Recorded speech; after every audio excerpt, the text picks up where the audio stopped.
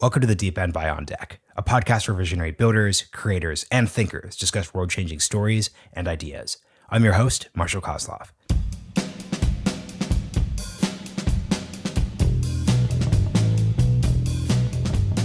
In India, 90 to 95% of your consumers are going to be on an Android device, right? So when I moved to India, for example, in 2014, I had to unlearn all the development that I'd learned for iOS and start with Android first, right? And that has its own positives and negatives. But I think it's a different breed of user coming online today. Very likely they don't speak English as their first language. They're probably a little less educated than the first 25 to 50 million who came online in India. And one interesting emergence, in addition to vernacular languages being used more prominently, is actually the emergence of video. As the speeds are becoming faster for internet access, we're now seeing folks who may not read or write and understand what's on the internet consuming content natively on video.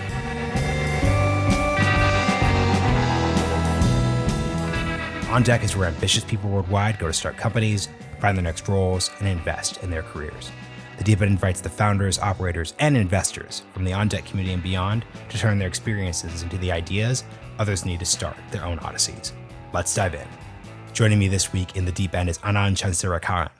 Anand is a full-time investor and partner at General Catalyst, and he advises companies given his extensive executive experience at some of the biggest names in tech, including Five9, Facebook, and Yahoo. He's also started several of his own companies. Today's episode is about the startup ecosystem in India, where Anand has invested in dozens of up-and-comers. We first discussed the phase-by-phase evolution of India's startup ecosystem, followed by how users today have a different internet starting point than those from 5 and 10 years ago, as well as what the Indian startup ecosystem can teach the world. We also touch on how Web3 levels the playing field. You can read Anand's thoughts in more detail at AnandC on Twitter.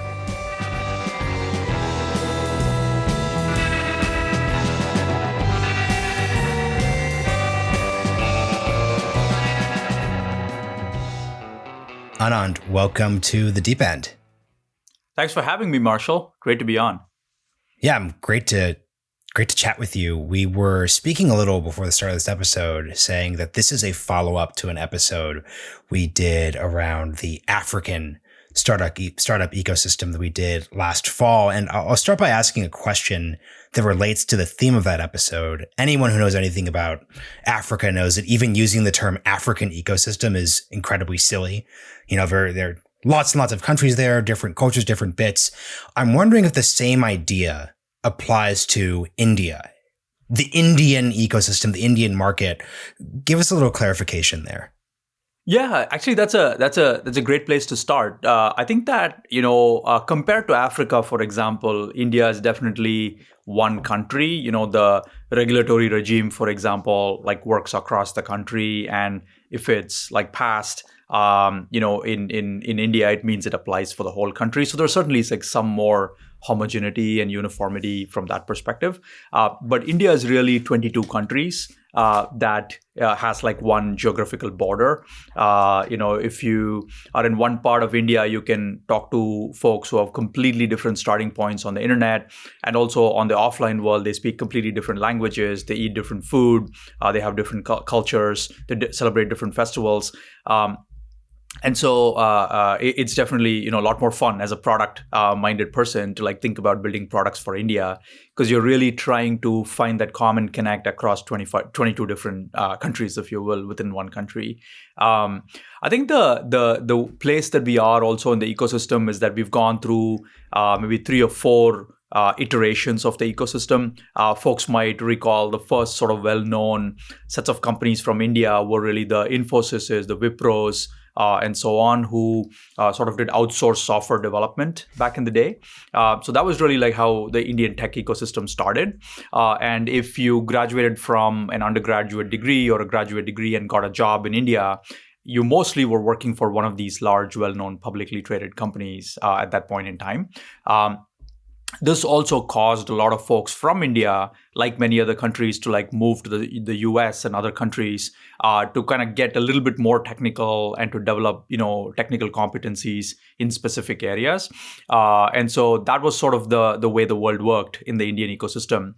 I think 2014, which was also coincidentally the time that I made a big shift in my career and moved back to India to work there for a few years, was when there was a start of and the growth of companies like Flipkart and Ola.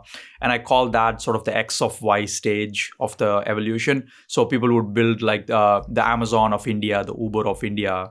And of course, the issue with that is that Amazon would want to be the Amazon of India and Uber would want to be the Uber of India. And so you saw sort of tough competition, need for a lot of capital, and so on. That was phase one. Then we saw the growth of companies built in India for the world, which is part of global software companies. We see companies come out of Australia now, like Canva and Atlassian and so on. Similarly, there's like very successful software companies like Freshworks and Zoho, which got built out of India. Now we see sort of the third phase in my view, which is the rise of sort of the native unicorn, which is solving an India-first opportunity, which may get replicated in other countries, but this company really has no parallel outside of India.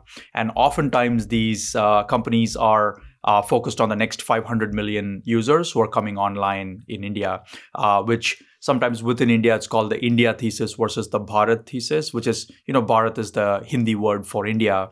And so it's a really exciting time where we're sort of in the fourth iteration of where the ecosystem has evolved. Wow. I'm just going to pay you a quick compliment. I do 3 to 5 podcasts a week. That is the most coherent, extended answer I've ever gotten in my entire life, in a good way. I just wrote down like 7 questions, lots of places we could go. So seriously, I just really enjoyed that. And I also found myself nodding when you said the Hindi word for India, which I obviously didn't know. So I just caught myself like when I was in transport what you were saying. But I'm going to pick a couple questions in no particular order. So firstly, I like your usage of the phrase different starting points on the internet when it comes to India. I think of this in the context of the Chinese market, aka the desktop era was skipped. So that meant that they went straight to mobile, which actually led to a lot of advantages versus the US market. In the Indian context, what are these different starting points? Yeah, well, the very obvious one for folks whose primary focus is the US is that in India, 90 to 95% of your consumers are going to be on an Android device, right? So when I moved to India, for example, in 2014, I had to unlearn all the development that I'd learned for iOS and start with Android first, right? And that has its own sort of positives and negatives. But I think what I meant was it's a different breed of user coming online today. Very likely they don't speak English as their first language. They're probably a little less educated than the first 25 to 50 million who came online in India. And one interesting emergence, in addition to vernacular languages being used more prominently, is actually the emergence of video as the speeds are becoming faster for internet access, thanks to Reliance Jio and Bharti Airtel and all these telcos in India who have 4G networks rolled out throughout the country. We're now seeing folks who may not read or write and understand what's on the internet consuming content natively on video. So that's been another trend that's emerged, and different starting points, right? Whether you consume content in English and you use the same kinds of services that someone in the US would use, or you consume content in a vernacular language and you use a completely different service primarily on video to consume content and so on. So another question that comes to mind, and once again, these are in no particular order. When you're discussing the current state of the ecosystem, you said these India first opportunities. What are those? What are those categories? Yeah, it's a great question and something that's very close to my heart. So when I moved to the Valley and I tried to understand what made the Silicon Valley special and magical, I often would hear this where entrepreneurs would build things that they wanted and their friends and family wanted, right? That was usually the meme that I would hear that drove the creation of incredible products. Well, that's exactly what's happening in India. Folks are now saying, let me just look around and see large problem sets that I face and my family and my community faces. And so a great example of this is a company called DealShare that is pioneering the concept of social commerce, where while parallels exist in China and other countries, this is a very India-specific opportunity. And there's also a company that GC is an investor in called City Mall, that's in the exact same space. Both of them create a community leader who's an entrepreneur as well, who actually shops on behalf of the entire community and uses the discounts that they get to make it a win-win for both the company themselves as well as the consumer. And so this is a model that really wouldn't make sense for the affluent 25 to 50 million Indians. But for the next 500 million Indians, it's become the way to shop. So that's one example where it's an opportunity that's very India specific that you don't see out in the West. Another thing you said is that you referenced unlearning the Apple first aspect of mobile. Two questions. So one, what does one need to unlearn when one's shifting to an Android's first space? And then what other things do you have to unlearn circa 2014? Yeah, I think the big thing is English first, right? So a lot of times when you build product, it's when you think about the product from a certain language perspective, you have a certain flow. But when you assume that the user does not know that language, then the flow might completely change, right? Another piece is how some products actually are not built completely just for efficiency. They're also built for efficiency and a bit of entertainment and a celebration. So for a lot of people in small towns, for example, they don't have access to the same incredible products that you might get in a big city in India and in any other country. And so for them, shopping is not just efficiency and to get the job done. It's also discovery, right? Like if I'm buying a soccer ball for my son or daughter, it's also about discovery and joy and celebration. And so the interface has to reflect that this is a little bit of all of that for them, given where their starting point is on the internet. And so it really drives sort of understanding what the need of that new customer is. And it isn't like one of those, hey, I've like worked at a large commerce company in the US, and I'm just going to like copy and paste that for this new customer. So another thing that comes to mind, we're basically doing your iterations of the ecosystem in reverse order. You said the point that Uber wants to be the Uber of India. Amazon wants to be the Amazon of India. Once again, speaking to the Chinese market, that didn't quite work out that way. How did that story play out in India? AKA, is Amazon the Amazon of India?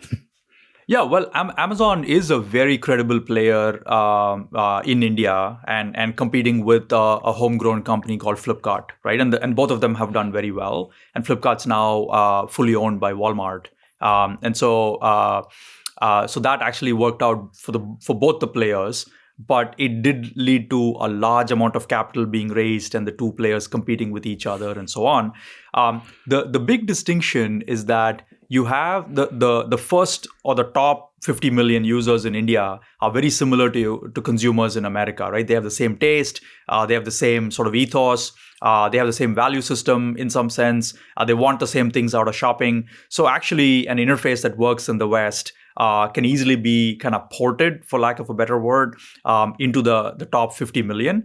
I think when you get to the next 500 million people, it doesn't directly carry, right? Because of all the nuances that we just talked about. And so I think that when the internet started to really get adopted in India, not surprisingly, the affluent 50 million users came online first. And so for them, there was no need to explain how Amazon worked and how the Indian equivalent of Amazon worked as well. So there was very quick adoption without the need for a new interface or, education. Another question for them would be, and this relates to the homegrown versus North American, European-driven nature of startups.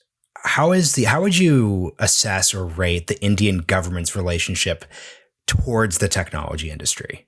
Yeah, I'll say maybe this is a little bit of a contrarian answer. It is, I think, a little bit fashionable for folks in investing and technology to kind of think of the government as always a little backward. I actually found my experience working firsthand with government authorities in India to actually be incredibly a fresh perspective. One example is that while working on a payments app called Freecharge, a colleague and I actually would have regular conversations with the Reserve Bank of India, the RBI, which was a regulatory body for fintech. So as a product guy, I was just there to listen to the feedback and so on. And at the end of our meeting, one of the deputy governors actually asked me, hey, are there any like really fun demos that you've got of your product? And my reaction was, well, I didn't think, in a government entity meeting, like you'd ask for product demos. But their point was, I want to know how you're breaking the current guidelines so that I can go and revisit where the guidelines need to be expanded out. Because right now, we don't see anyone coming anywhere close to the edge of what our guidelines allow and don't allow. So we'd like to constantly see what's on the bleeding edge of what technologists and product builders are building so that we can see where our guidelines are not helping them and are becoming the bottleneck. So this is actually a very refreshing perspective. And this is not surprising if you look at the leapfrogging that India has done in fintech. With the creation of NPCI and the UPI stack, the India stack, if you will, where a company can build a fintech company on top of these rails and not worry about like bank transfers and connection to backends and so on. And this is really kind of one of a kind globally. And everywhere else in the world, you've got private companies doing this. But in India, this has been done by the government and exposed through a series of APIs. So it's actually, a fantastic example of where rather than learning from the world, India is actually going to teach the world. And fintech is actually a great starting point for that in a few other areas. Oh, that's a good way to phrase it. What else do you think the Indian startup ecosystem can teach the world? I think that some of the hustle and some of the drive that we see in India is probably like starting to get well known outside India as well. As we speak, yesterday there was a very sort of viral announcement that India had its 100th unicorn. So I think that it's definitely India is definitely having its moment and going from I want to say like less than 15 unicorns 5 years ago or so to 100 unicorns today, and growing. There's a prediction that there's going to be 250 unicorns. There's going to be a lot of those built because they're solving India-specific problems.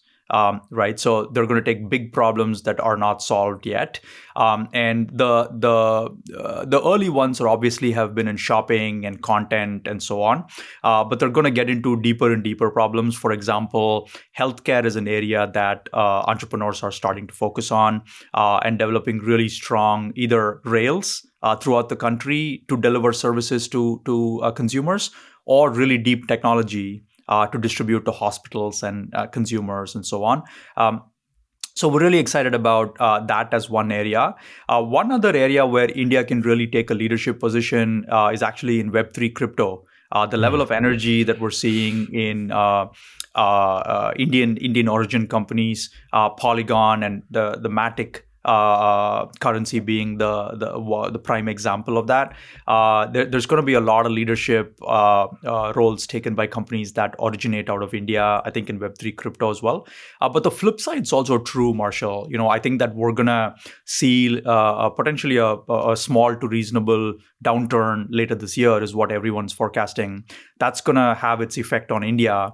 And it's going to be really interesting how companies in India are resilient and learn from companies elsewhere during a bad economy. Because if you think about it, these companies have been around for 2, 3, 4 years, and chances are they've never seen a bad year. So I think it's going to be both sides learning from each other, where other ecosystems have dealt with 2 or 3 or 4 downturns and recovered from them and gotten resilience. So I think it's going to be really interesting where entrepreneurs learn from India-specific lessons and where they learn from lessons that are available elsewhere in the ecosystems.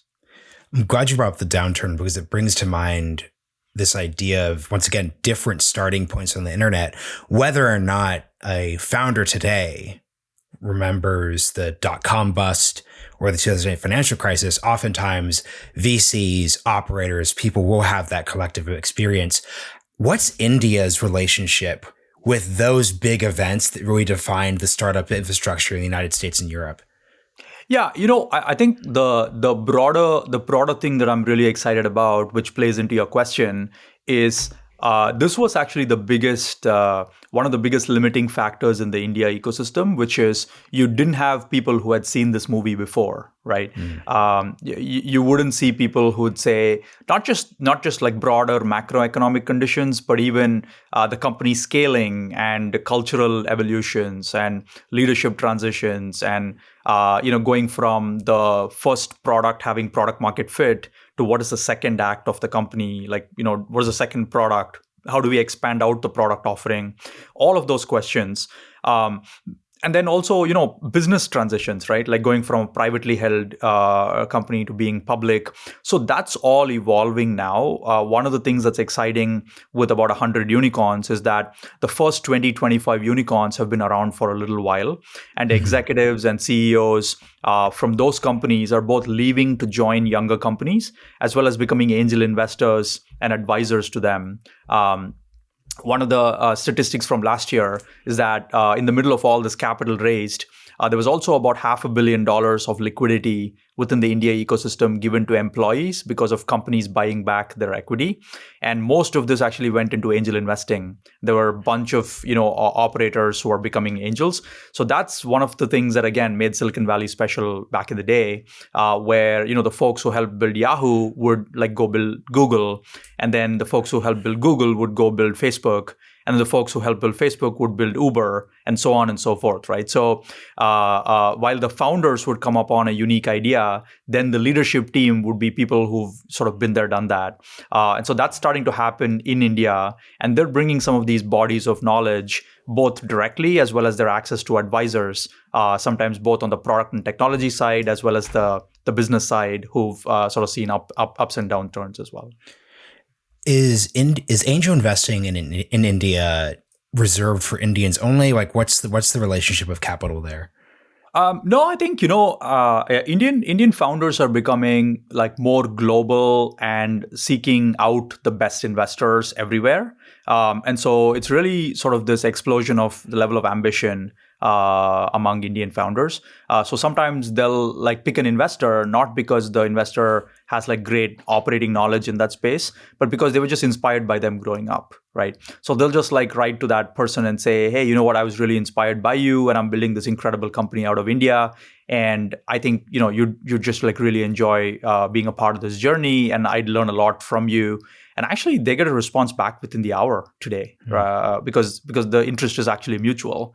But I think the concept of angel investing is not that established in India, and it was also I think it's safe to say it was pretty one-sided, with the investors benefiting from very unfair terms and so on. I think like many other parts of the world, the entrepreneur is now at the center of the equation, which I'm really personally very excited about. And they're getting angel investors that are actually going to add operational and practical value to the business, which is again a great step forward. Something I'm curious about as a podcaster, I'm very interested in narratives. And when you bring up Web3, whenever you talk to, and I've mostly spoken to Americans about this, there's this narrative around Web3 can help us, and this isn't everything, but narratively speaking, Web3 can help us reclaim the promise of the internet. We didn't like this thing that happened during Web2, so we can make it better during Web3, on and on and on and on. How would an Indian founder excited about Web3 tell the Web3 story through the not just an Indian lens in the cultural sense, but through the Indian experience with the internet? Yeah, I think that more than anything else, Web3 levels the playing field for founders out of India or anywhere else, right? If you sort of look at Step-In, which has become, the meme that everyone talks about, and, the Step-In token has been growing like crazy. This is a game that came out of Australia, I believe, right? So I think the most innovative companies can be built anywhere at this point. Compared to when I moved in Silicon Valley, there was a locational advantage to being in one of these 2 or 3 places, right? I think one of the memes that we're also seeing is that COVID has also kind of equalized the playing field, right? So combine these two things, and there are these remote teams being built now, and talent is being welcomed from anywhere, right? So talent was always everywhere, but opportunity was not everywhere, right?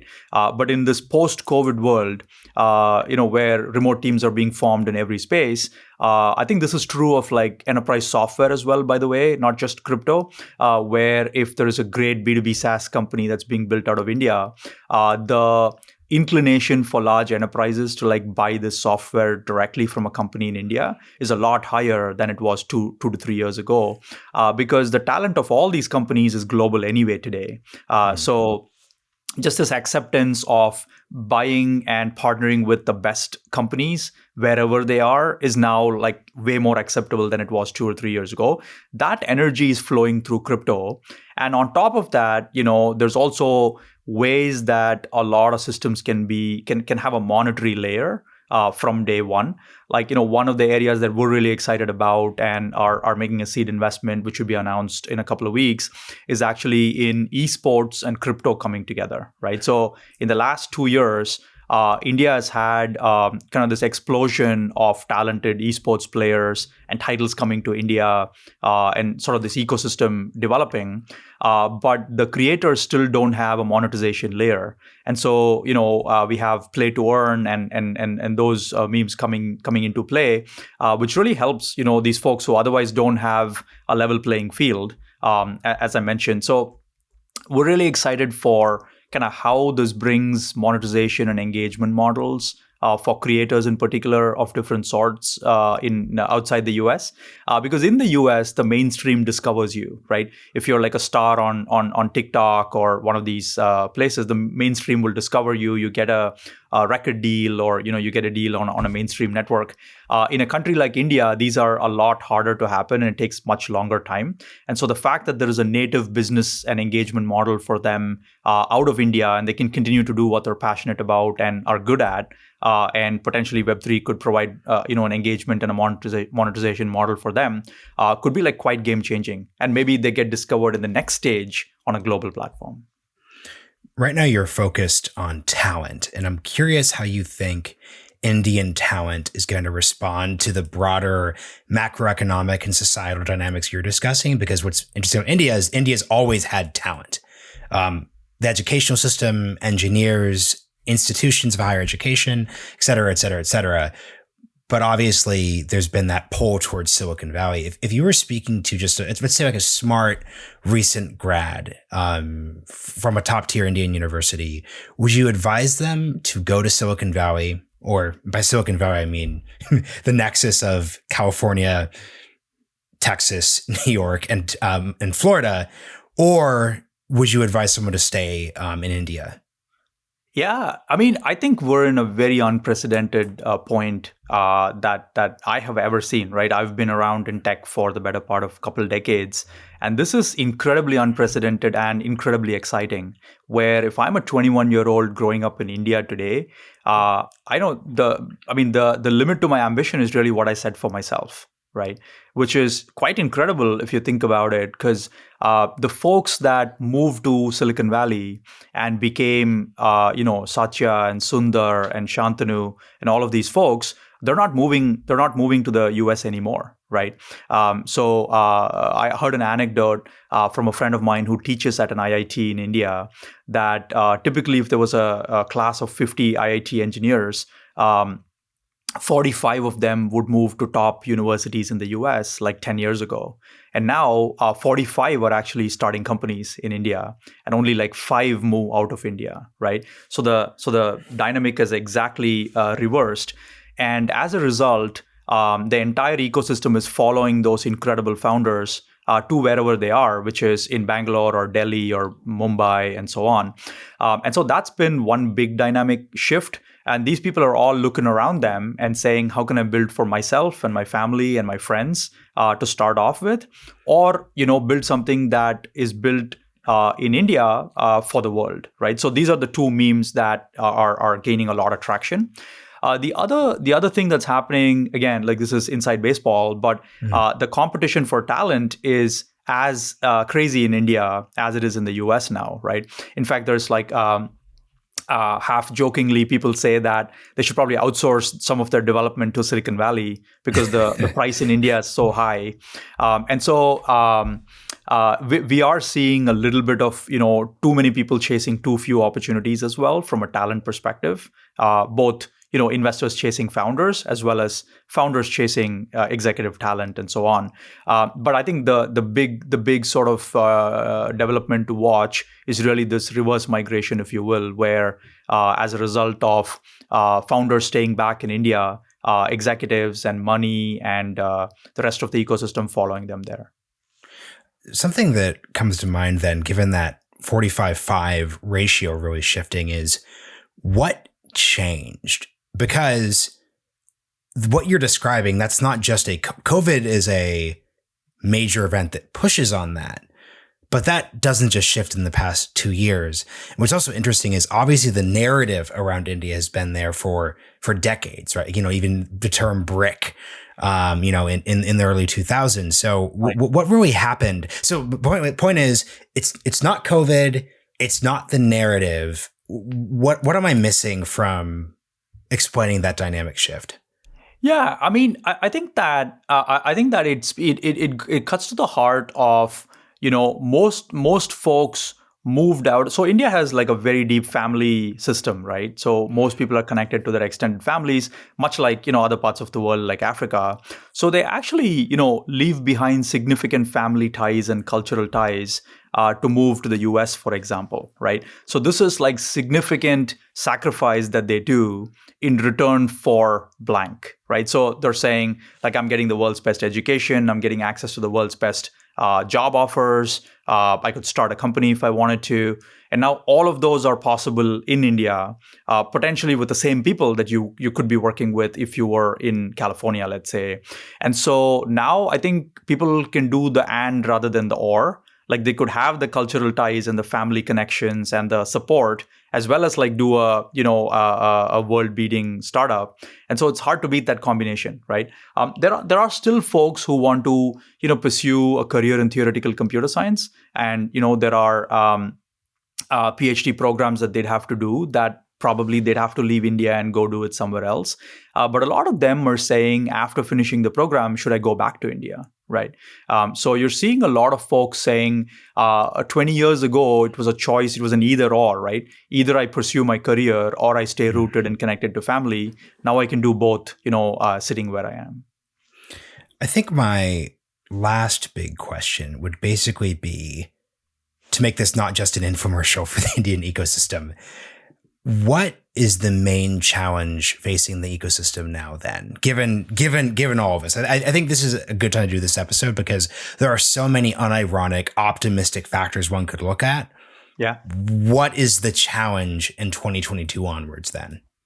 Yeah, I think that it's going to be everything that happens when an ecosystem gets overhyped, right? So there's going to be lots of tourists. There's going to be lots of folks who are going to want to be associated because they think it's sort of a very easy ride.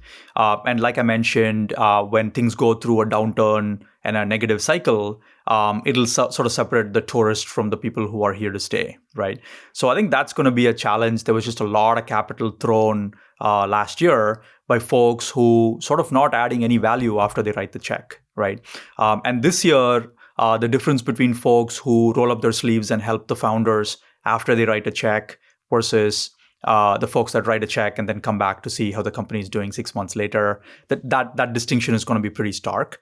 I think it's also going to differentiate the founders who are really here to like solve a major pain point for 1 billion people plus and create an enduring company in the process versus someone who's like there to kind of take advantage of the temporary sort of everything is positive kind of thing that's going on. And as a result, you're seeing also talent sort of think about what they want to do because they joined a company because they heard that the company was doing really well. And now that, the hard work actually is ahead of them and the company's valuation isn't growing like crazy, they're asking the question of, what am I really here at this company for? Do I believe in the mission? And as a result, founders who are deeply mission driven are and attracted employees for the right reasons again, are going to be building the companies that do well in the next couple of years. So I think we're going to see this maturation of the ecosystem. I think a lot happened in a very short time, and the country is also recovering from COVID, both in terms of GDP and consumer growth impact, but also the positives of remote work and so on. So a lot happened in a very short amount of time, and the next 2 years or 2 to 5 years is going to be where some real, 10 to $25 billion companies get built, but also a lot of the companies that were not there for the right reasons getting weeded out and differentiated from those kinds of companies. So I would really kind of predict a maturation of the ecosystem, but it's all like very, very positive. And I think there'll be also way more collaboration with the rest of the world, I think, particularly with the US. Already, like, I know so many friends who are like prioritizing a trip to India over, a lot of other travel they would be doing. And so I think if you are an executive in tech, if you're an investor in tech, and you're not paying attention to India, it's almost like, you might be doing yourself a disservice given the companies that are going to get built out of that ecosystem. And so it's actually really an exciting time, and it's going to need like a village to make this ecosystem even more successful, I think. So those are probably the 2 or 3 things that I see happening more of in the coming years.